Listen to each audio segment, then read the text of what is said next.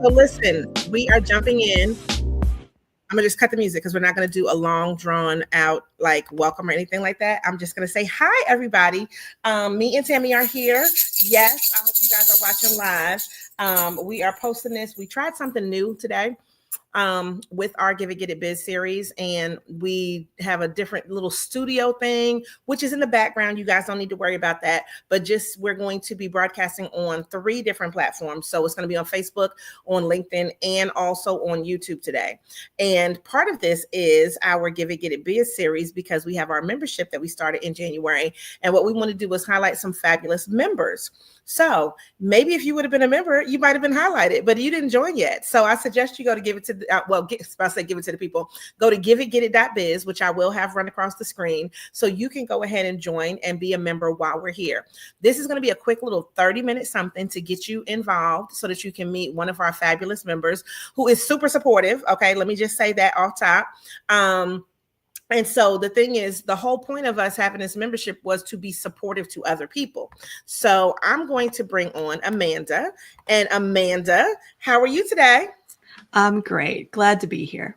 Yes. So before we jump in and get all in depth, I'm going to give them some little background about, why we started this and what the whole thing is. But I just wanted you to tell them what even made you say, listen, let me join this membership in the first place? Because I always think that it's something that attracts people, but what even made you say, yeah, I'm going to join this membership? Yeah. So, I mean, look at you. Look at how brightly colored you are, my dear. So I'm like, I want to be around that energy. I want to be around the people who are around that energy. And we connected at an Echo event a while back, and I'm like, yeah, gotta find out what's going on in the world of CHISA. So, okay. Press the button, stepped in. Glad to be here. Okay, well, that's great. So Amanda, let me go ahead and I'm going to change up the screen a little bit so you guys can see over here. So with this, and hold up, I might even want to change it a little bit differently. Hold on. I'm doing a lot here. This is what happens when you play around with technology in a new way. And I always like to see some new stuff. So for us, let me go ahead on this so you can see.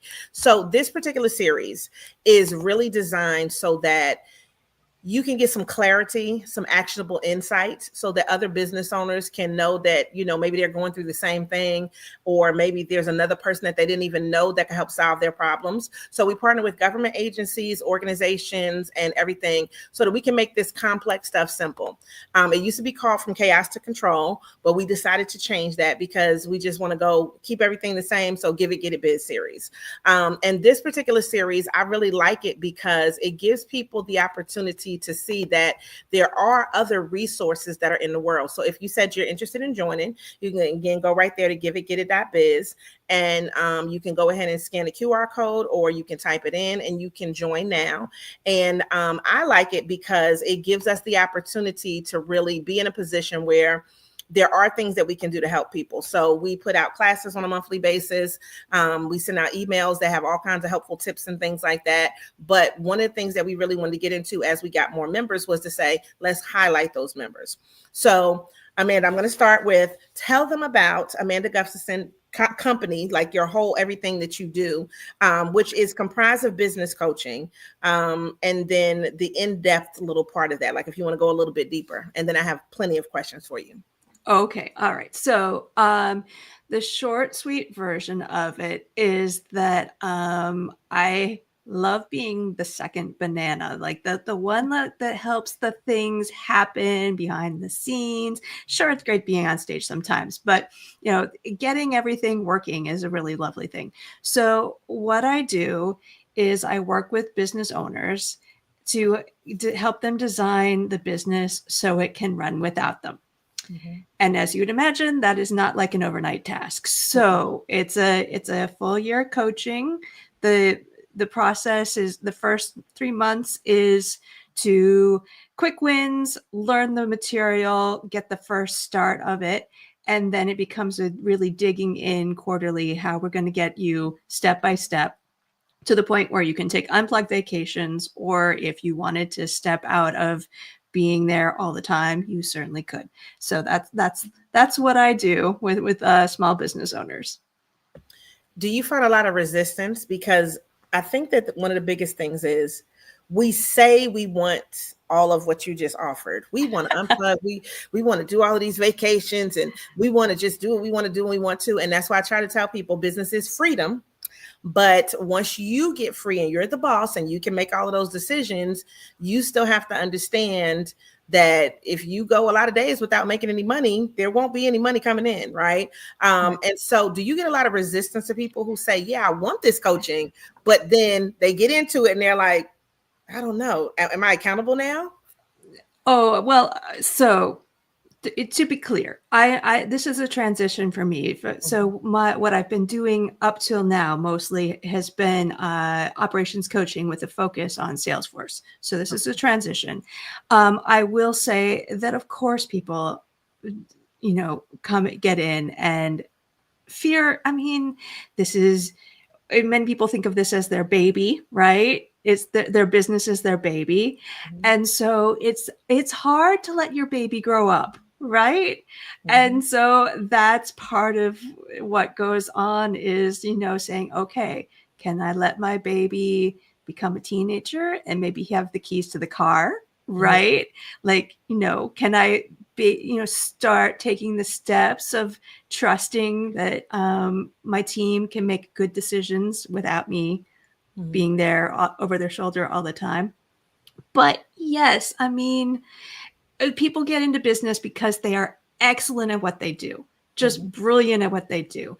And that transition from being the one who's brilliant at doing it and then wears all the hats to being the one who is brilliant at leading it and puts down some of those. That's a tough one. That's a tough one. It is. Now, when in your bio, she lists intellectual, financial, and time as those are the main three things that people, want to get free from that she can help you with. And so your work is revolving around that. Why do you think so many entrepreneurs struggle to prioritize all three? So, yeah, you got the baby. I'm going to try to let the baby grow up. But my mind is like, oh my goodness, all three. Now, for me, I personally think that might not necessarily be a hard thing because I will turn my phone off. I have now a good hard stop at 9:00. I try not to take calls after 6 if possible. I mean, unless it's like pressing. I take time for myself. I know where the money needs to be, and then I'm always looking for more money, right? So I think I try my best to do that. But what is that struggle for entrepreneurs? Like, why can't they prioritize all three?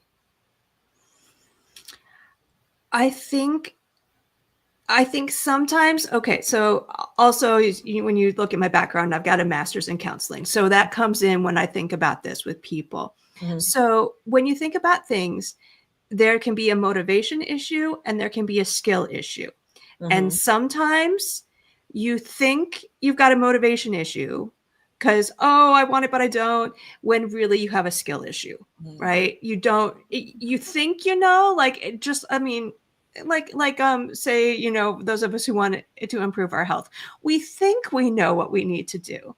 But if we really knew like the little next step to do, life would be a lot easier, right? It's the whole idea of like, it's overwhelming. I have to change everything all at once and, prepare to run a marathon and change my diet. But we get the same kind of thinking when it comes to designing our business to run in a different way. And really it's a matter of looking, okay, small incremental steps, build the trust step by step so that you can turn off the phone because you have built that trust, right? With your team, that you have seen enough that you can say, yeah, they got it, and unless there's a, fire or flood, I trust my team to take care of what needs to happen, right? So now you said a big word there, team. Everybody doesn't have a team. That's true. So then they have to trust themselves to stop doing some things. Or is it like build a team in order to scale? Like maybe you need contractors. Maybe because I mean, some people are in different places with what they do. So the question would be, what if it's just me and I don't really have a team? Like, what do I do to even get to that point? Because The thing is, and I've said this about myself. So if it's just me and I'm doing all of the things, how much can I scale? The biggest thing is Mm-hmm. to charge more, right? Charge Right. more, because that's the most immediate thing that can happen. And so we did that. But then Mm-hmm. you charge more and it's still you. So then do you get to the point where it's like, okay, well, now I realize I need a team. I can start hiring people and letting them help me do things. Mm-hmm. Yep. So I my ideal is working with somebody who has already taken that step, built a small team. All right. Okay. So I love you. I love you, solopreneurs. I am one of you. I get it. Uh-huh. And that step is a big one. Yes, truly. So what I would say, again, baby steps. If you are one of those folks that is still in the solo land and maybe you want to stay there, no judgment. I'm mostly going to do that. I'm going to have some contractors, right? So if you're that, then start setting aside money now. Every time you get a chunk of money, every time you make a sale, some portion of that needs to go into your future contractor fund. Oh. Right? Okay. So just like take it out. You don't get to look at it. You don't get to spend it. It just is going to sit there until you have that depending on, again, trust, how much it is good for you, 3-6 months of that person's what you're going to pay that person, Uh-huh. right? So that you can have trust that when you bring someone on, you can ramp them up, get them to the point where they can bring in all the value that they're going to bring, and they don't Mm-hmm. have to be like making you money day one, right? Because let's be real here. Mm-hmm. So that those kind of baby steps, again, are you going to like immediately jump into trusting this person, even if you know them and you love them and they've been your best friend forever? Mm-hmm. No, right? Mm-hmm. They need to know your business. Mm-hmm. So same kind of thing when I'm working with teams. Like we're just going to take pieces, right? One at a time, and Mm-hmm. do that business. No, I mean Yeah. that's a good thing, because I think when we look at our businesses, you made a point there when you said even if you've known them for a long time, just because you've known them for a long time does not mean that they should be a part of the business either. Um, Mm-hmm. but I do have some friends that I know that if I always said, oh, if I get to be a millionaire, I would definitely hire you, because I know you know what you're doing and you can do this thing, and I could leave and be confident that it would be handled because you know how I like things done, right? And you Mm-hmm. don't find that often, right? Like I even think about when I go through a drive-through, or if I go into somewhere with customer service, and the people that are really, really good at customer service, I'm just like, yeah, I would hire you. You know what I mean? Because you can Mm-hmm. that they have what it takes in order to be the type of person that you want them to be. And it might just be that you just need to train them to do what you want Mm-hmm. them to do. But you can Yes. tell inertly that that's in them, that they have that Yep. service spirit and that servant Mm-hmm. leadership kind of thing with them. And that's an interesting thing. So for you, you've had a very like interesting path. So the counseling, the higher education, real estate, now you're doing the operational coaching. What was it that made you say, this is what I'm meant to do, as opposed to anything else that you've done before? Mm. So, what it comes down to is that freedom piece. Mm. So, I reached the point with my real estate portfolio that at my small business that I can live what I can call beans and rice on my real estate, right? Mhm. And that's a lovely transition to say, okay, now I can really look at who I want to serve, how I want to serve them. And I have been in large organizations, and in large organizations, it's the politics that you are dealing with. And Yes. in small organizations, you can make a real impact because you're dealing exactly with the decision makers involved. And the politics are more like, I don't want to hurt this person's feelings because I love them, which is a much better problem to have than, I'm covering my butt because, Yeah. I'm Well, I'm backstabbing somebody because I want I to get got my this. paycheck, right? Yeah. So so I'm like, these are my folks. These are, the folks I want to serve. I can, I can go geeky and quote a lot of statistics, but I'm like, these are, I am you. I understand. I want to support. And I think there's a really great place to make that transition, like I talked about, from being the chief everything to being the true CEO and having that leadership role. And that's something that can be taught. Okay. All right. Now, let me ask you about this. So, the book, Your Money and Yes. Your Life. Okay. Yes. You said you kind of discovered that in your 20s. And how do Mm-hmm. you think that that book shaped your mindset about like freedom and what it means to you in relation Mm-hmm. to how you do business? Because I have a book that touched me, and then I'm going to have to throw this story in after you tell me yours. Yeah. Yeah. um Outside of that book, Think and Grow Rich, right? Mm-hmm. um I had a conversation last week with a young lady, Ednethia, that is based in Charlotte. She works with Score. She has her own company. And I was like, oh yeah, I read that book, right? And the thing is, I read that book when I was younger. Mm-hmm. So now, being older and going through some things, what the book means to me now might be a lot different. And I might be Mm-hmm. more cynical now, honestly, than I was then. Right. Mm-hmm. So with that book, and I'll type it in for everybody, Your Money and Your Life, what helped you to get to, this is where I'm at, this is what I want to do, this is what freedom means to me? Sure. So one of the big concepts in that book is money is something you exchange your life energy for.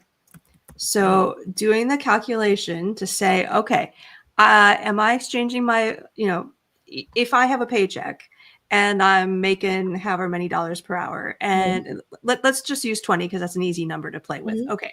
So if I am buying $40 worth of groceries, that's 2 hours of my life that I'm spending on my groceries, mhm, right? So being able to do that kind of calculation and say, all right, so this is how on the outgo, this is how mhm, I'm making decisions about where my life energy is going. mhm, And that book is in some ways really written for someone who is getting a paycheck, not necessarily the entrepreneur. So mhm, like you say, keeping growing, keeping learning.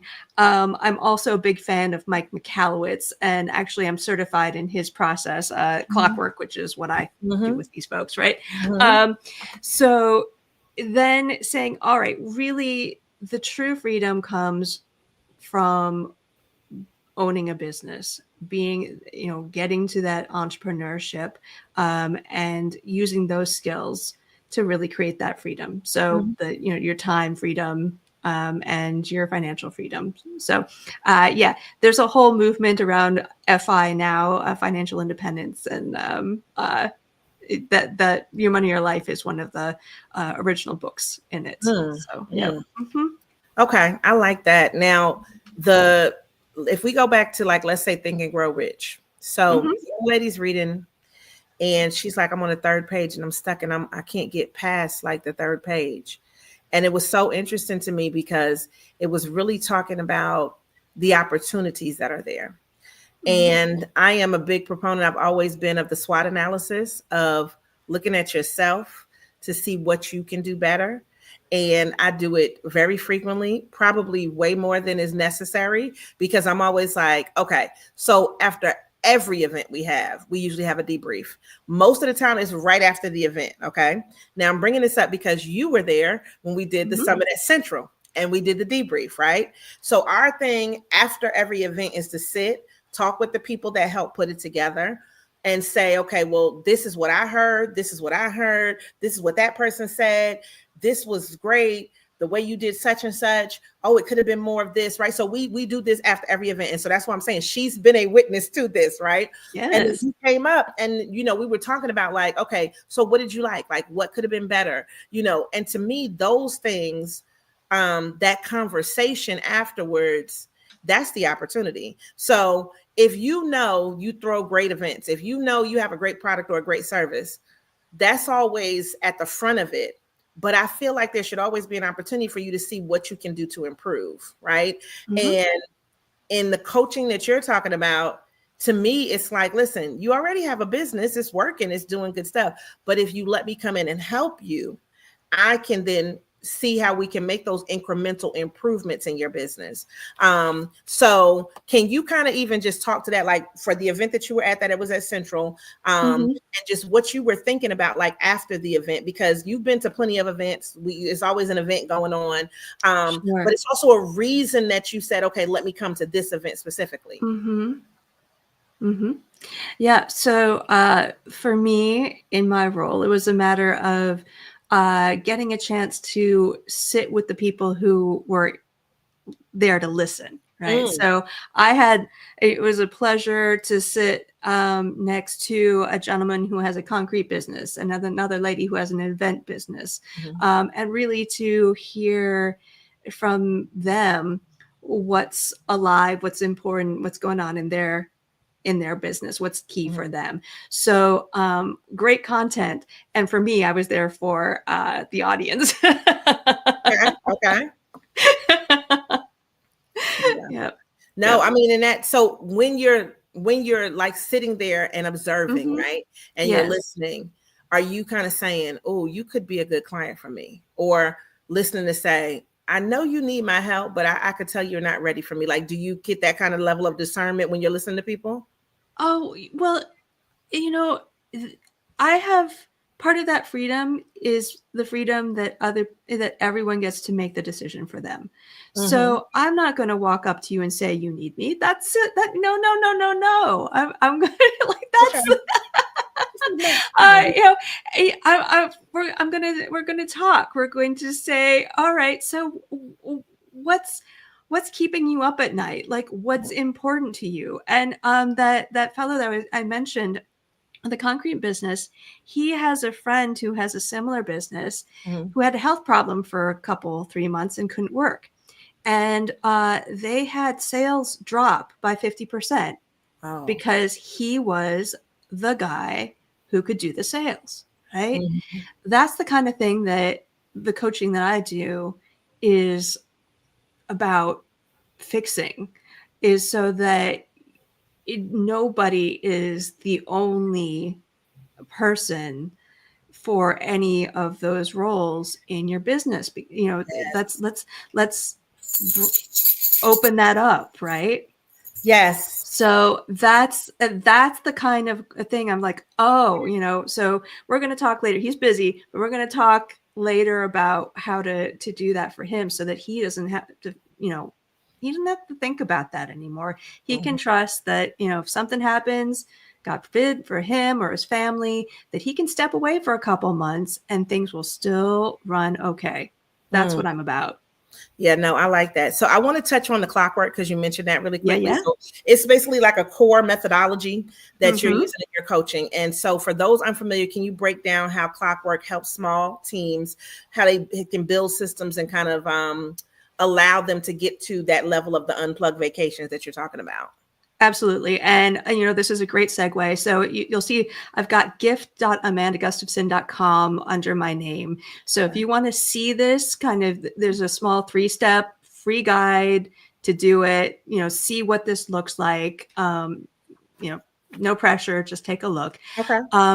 But the idea is we figure out what it is that is really core to your business. So what is it that makes your business the reason why your customers call you, right? Mm-hmm. So, and then once we know that, then we can make sure that your team is making decisions to protect that, right?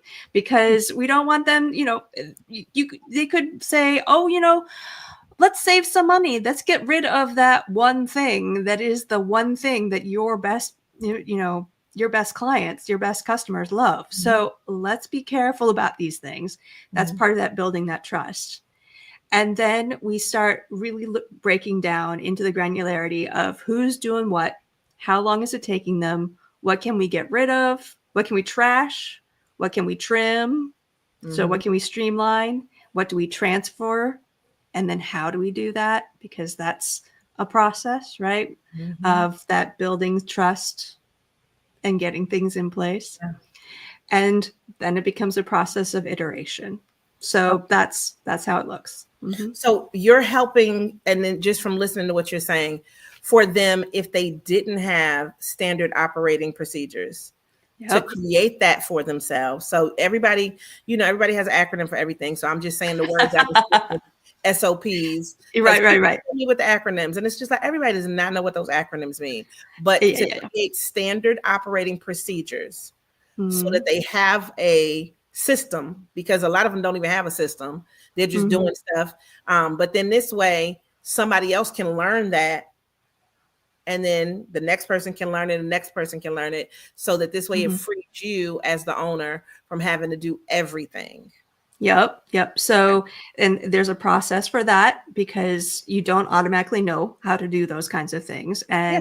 And those people who have tried it, it can be easily like just live in a binder somewhere that nobody ever looks at, right? Mm-hmm. So now with AI, all these tools, it's much easier to just record and capture what it is that you do. True. And then the process is not only to hand off that task, but hand off responsibility for that SOP to the team member. So when they find the better way of doing it, they're the one responsible for recording the better way of doing it. Let me tell you something. People don't even understand the level of what you just said. So what's crazy is when we started doing Give It to the People, it was in COVID.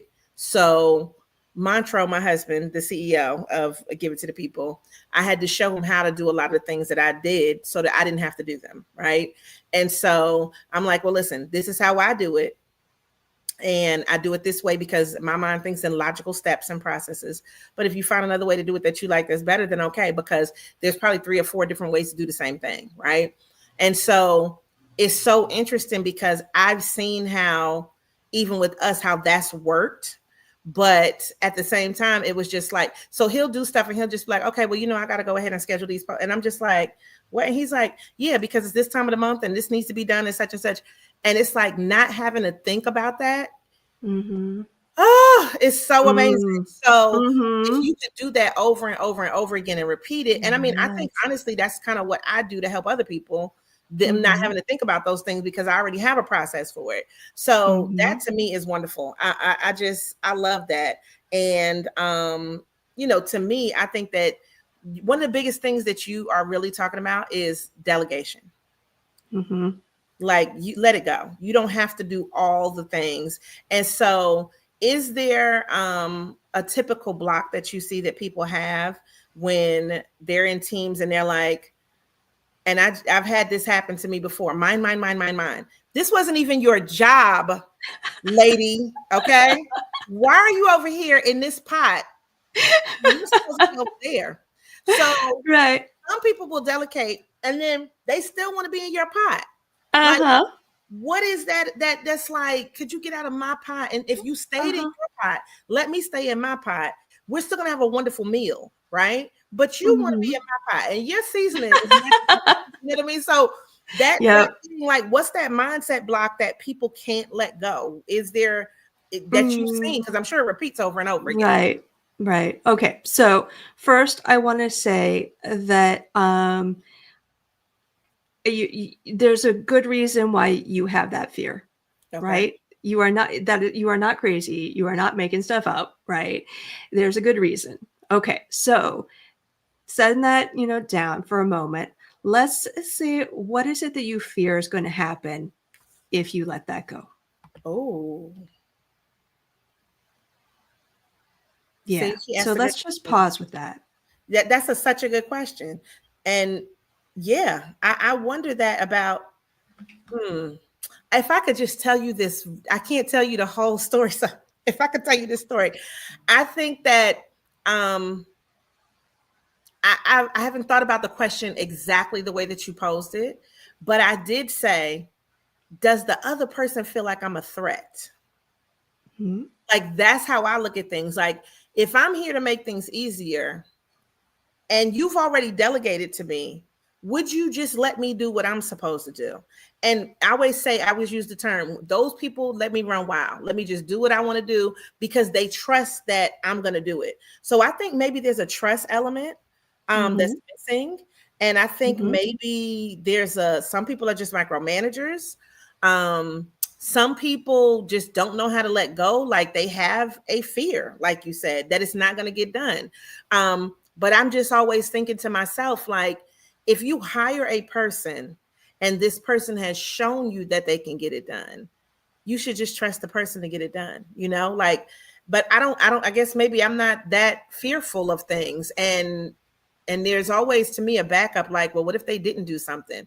That doesn't mean that the thing still doesn't need to get done because they didn't do their job. So that's such a good question though. Fear. I think that's the biggest thing that people have. I think it Mhm. is just fear of somebody not doing something or being shown up. Yeah, I mean, all of those are possibles, right? And Mhm. so we don't know until we're in that situation with that particular person what Mhm. it is there. And so we were talking before, like, part of this conversation is, we're talking to Chisa, we're talking to Amanda, would we want to work with these people?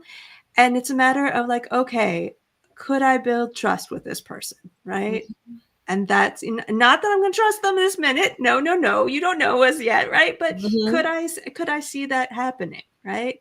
And then how do we do that with all of our teams so that we can slowly let go of the pieces that, it's not serving our company, it's not serving us to be doing everything all the time. So then, Mhm. yeah, what do we do there? I like the fact that you ask good questions, though. Like I think, like I said, I didn't think of the question the way that you asked it until you asked it, right? And so then it's Mm, thinking about. I do try for me to put myself in other people's position, but then I mhm, also say, let people do what they're good at, and mhm, that to me is an asset to me, mhm, because for me, I should trust. Like, and I guess I am that person. I trust that if you said you could do such and such, that you're going to do it, that you're not just going to lie to me, that you're not going to scam me, right? And I mhm, put people in positions where I'm like, I can trust that they'll do their job. You know what I mean? And mhm, so I was having a conversation last week and I said, there's a lot of people that I've given them their first opportunity to speak at a conference, right? mhm, They're like, oh, I never spoke, but I know you know what you're doing. I can tell business wise. So maybe you just needed the opportunity to be there for you to present, and then you can see how wonderful you are, because I can see it, right? And I mhm. trust that you'll do a good job. And you'd be, oh my God, the people, they'll send me emails the night before. Hey, do you want to read this over? Hey, I'm not reading over your stuff. Just check. Let me. And the reason I'm not doing it is because I want them to know I trust you so Mhm, much that, please, I don't need to read it over. Like, if I explain a situation to you mhm, and give you objectives and tell you what we're trying to do with it, and you understand that, just run with it. Like, let's see. And it's been amazing the amount of people that's like, that was the first time I got to speak, or wow, people gave me such good feedback, or I got clients from that. And it's just like, yeah, because I knew you were good at that thing. So why wouldn't I trust you to do the thing that you said that you were good at? Now, I've mhm, had some times where people have been disappointing. And then, either you don't work with them again, or you give them a second chance if you've seen that they've grown. Those are the only two options that I see mhm, there. Like, okay, maybe you didn't have such and such together yet. So, but it's also in how you treat people. And I think you mhm. have this very calming demeanor. Um, yeah, because it's like Mr. Rogers. Yeah. You give me this. Let's just change our shoes. Amanda said, change our shoes. Come on in the house, change your shoes. She said Yes. those shoes are going to be better for delegation. You know what I'm saying? So it's like, delegation shoes. Let's go over here and put on delegation hat. Like, it just is a calming thing that I think that you have, that is probably really good in business situations, because it's probably a lot of chaos, right? And Mm, you bring that to people. So I know we said we're not going to stay for an hour. We already went over 30 minutes, but I yeah. just need your answer for that. So um, I want you to answer this question before we go, though. And then thank you so much for the comment. There was a comment that said, definitely agree. It's the power of delegation. Yes. Mhm, So this question: what are 3 signs that a business owner is ready to create the freedom in their business? So we've talked about what you can do mhm, to provide why they should do it. But Mm-hmm. if they're still on the fence, like, I kind of want freedom, but I'm not sure, right? Like, what are some signs like Mm-hmm. that you can say, you're ready, you could do this? Okay. Well, so do you have a team, right? Have you taken that step? There's Mm-hmm. one. Mm-hmm. Okay. Another is like, is there some urgency to it? Do you have a baby on the way? Are you taking care of a parent? Are you like, you really want to take that trip? Like, is there some really good reason to do this? Because let's be real, Mm-hmm. we can suffer for a very long time just on and on and on and not make the change right until that Mm-hmm. moment. So, it's got to be, and there's got to be something big enough on your heart to make that change. Mm-hmm. It's not just boom. So, I think those would be kind of the two spots. And like, do you like have confidence in your business overall? Like, that you're competent, that your business is making money, what you're doing. It's really a matter of making that transition, and for whatever reason you're ready. Oh, okay. First of all, I want you to know those were such good things that I really love that. I do love the idea of the sense of urgency. Um, but I also think about the fact that you said that this is a 1 year coaching program, right? Mm-hmm. So even if it's not urgent right now, Mm-hmm. Murphy's Law says it will be urgent Right, at right, some right. time. And so, I think about the what ifs all the time. I try to think about the Mm-hmm. positive side. Like, it's so funny. Me and my husband are opposites on that. He thinks about, well, what if this goes bad? And I'm like, well, what if this goes good? And we just back and forth. But that's a good dynamic because Mm-hmm. then we're both planning for, well, what if, right? Mm-hmm. And it is going to be something that is going to happen throughout the course of your business. Expected or unexpected, right? So like when you're talking about a baby, Mm-hmm. yeah, if you're pregnant, the baby's probably going to be here at some point in time, right? But then even if you have like a parent, right, and the parent is aging, you don't know what could happen. They might be fine today and then they fall down and break a hip and then now they need care, right? So all Mm-hmm. kinds of things could happen in that time frame. And now we even have to think about tariffs, right? Like, how much Yep. is our costs going to go up? I mean, and I Right. know it's not an immediate thing for every business, but it Right. really is when you consider how much stuff costs now, right? Mm-hmm. And Yep. what you're having to pay people and all of that. So I Yeah. really like those three things, but urgency is Yeah. definitely one of those. Um, Yeah. okay, so Yeah, I just jumping in, the best defense against all of these shocks from outside, whatever, is having a well-run business, mm, right? And so that's the core of what we're about, what I'm about with yes. you. Yeah. Okay, I'm loving that. So, if you could leave people with one last whatever you want to leave, a thought, Mm-hmm. a word, a phrase, something to Mm. motivate them, or something like that, leave the people with something. All right. Well, I think you mentioned, Mr. Rogers. I'm like, you are enough. Hmm. You can do this. Hmm. And if you want to do this and it's a matter of building skills, then I'm very happy to talk with you about it. Okay, you see how calm she is and how she's so laid back. She's like, you want to do this. It's like you say it, but then I feel like we should, do like one of those, like from a, like I just feel like you just have this, like, it's just so laid back. Like you should have one of the long cigarettes from back in the day. Be like, I'm gonna do this. Darling. Yeah, right. It's just like, Dynasty S. I'm getting that kind of vibe. But for everybody else, listen, this has been a quick little something. We did go a little bit over, but we switched it up a little bit. So, you do what you do. I hope you guys have enjoyed this today as much as I have. And I think it's always interesting. And you're the first, actually. You weren't originally going to be the first, but we had a schedule change. And so now she's our first member that we featured on one of these Give It, Get It Biz series. So Oh, you get the first award. yes. Woo! Out here. So if you guys have not joined, then guess what? We suggest that you should join. Again, you can go right there, giveitgetit.biz. You can join. We have a free version and we have a paid version where you can join the membership. And then you can meet wonderful people like Amanda. If you watch today, or whenever you're going to watch on the replay and you loved what she said, you can still join the membership and you can endorse her over there on the membership as well, right? To say, oh, I love what she said. It was insightful. All of the good things. You needed a long cigarette, you know, Mr. Right, whatever you say. But I really want you to understand when she is saying to you the magic of you can unplug and you can go on vacation when you want to, and you give yourself back that freedom. That is such an important key that as business owners, we don't do enough. And you know, we over here, we practice self-care and mental wealth, and just being able to do that, even if you don't want to, okay? But the ability, all right? Because some people are workaholics, all right? Even if you don't want to, you have the ability to.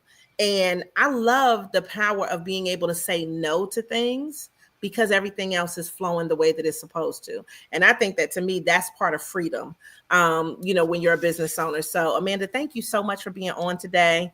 And if you watch live, we appreciate you. If you watch on the replay, we appreciate you as well. And as always, make sure you show up and show out and continue to give it to the people. Bye, guys. Bye.